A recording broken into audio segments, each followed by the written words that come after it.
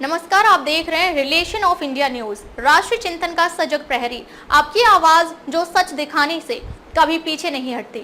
यहाँ हर खबर पूरी जिम्मेदारी से रखी जाती है, जो जरूरी है वही दिखाया जाता है।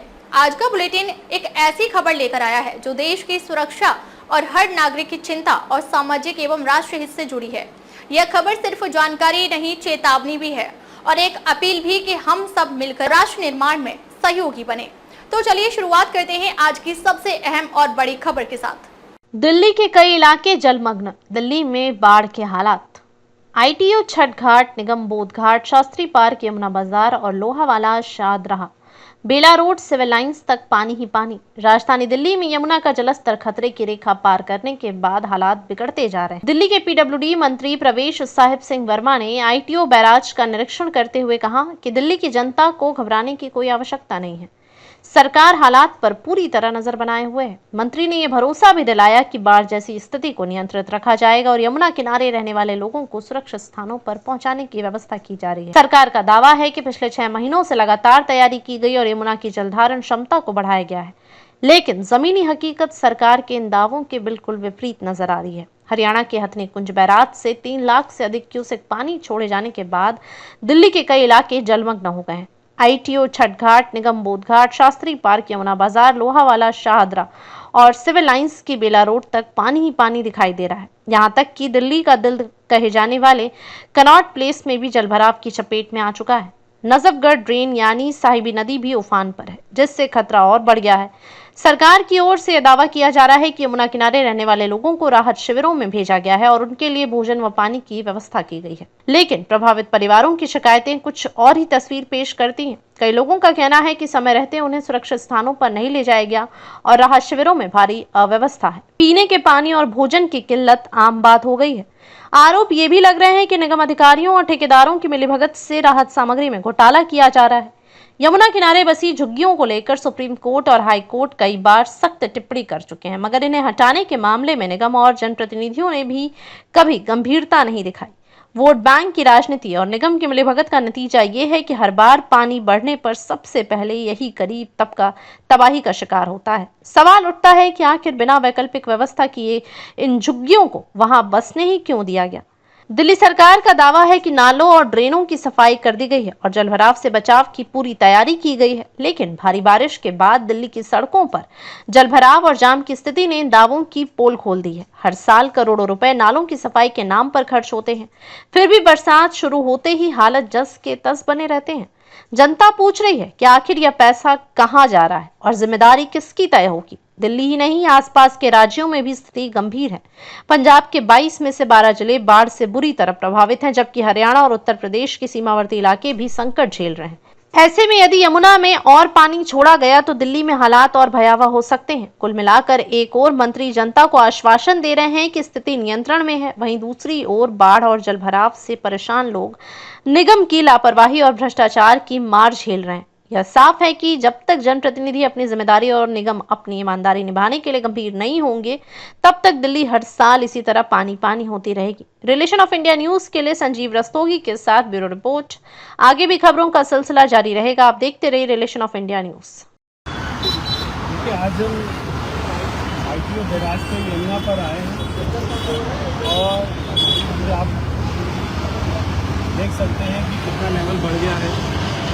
मैं आपको एक चीज़ यहाँ पे दिखाना चाहता हूँ। पहले यमुना की जो चौड़ाई थी वो ना थी, उसके बाद में हमने पीछे उसमें चैनल क्रिएट किया। वहाँ पे पीछे आप ये देख रहे हैं, वहाँ पे जो कट है तो वो हमने हमारी सरकार बनने के बाद में ऐसे हमने कई सारे चैनल बनाए ताकि तो पीछे से अगर पानी ज़्यादा छोड़ा गया तो उसकी होल्डिंग कैपेसिटी यमुना की ज़्यादा होगी और जो यमुना की चौड़ाई बिल्कुल कम होती जा रही थी, ये भी धीरे धीरे बढ़ी। आज कल के दिन हथनी कुंड से 3.5 लाख क्यूसेक, जो पहले हमने 2023 में देखा था 3.5 लाख क्यूसेक पानी आता था हथनी कुंड से, तो दिल्ली की सड़कों पर पूरा इंडिया गेट तक पानी चला जाता था। कल के दिन 3,30,000 वहाँ से क्यूसेक पानी छोड़ा गया, तो 1 भी इंच पानी नहीं आया था। बहुत सारे वीडियोस आपको दिखाई दे रहे होंगे कि लोगों के घरों में पानी जा रहा है। वो घर एकदम यमुना के तट पर ही बने हुए, इसको हम सरकारी भाषा में ओजोन कहते हैं। तो जो भी घर या जो भी झुग्गियाँ अगर वो यमुना के तट पर अनऑथराइज तरीके से बने होंगे तो वो तो निश्चित ही पानी जाएगा।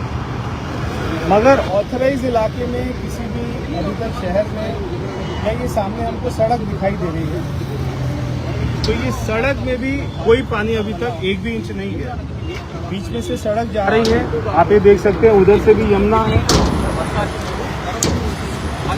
सड़क के इस तरफ भी यमुना है और सड़क के इस तरफ भी यमुना है, और ये सड़क तक कोई पानी नहीं आया, ट्रैफिक आराम से चल रहा है।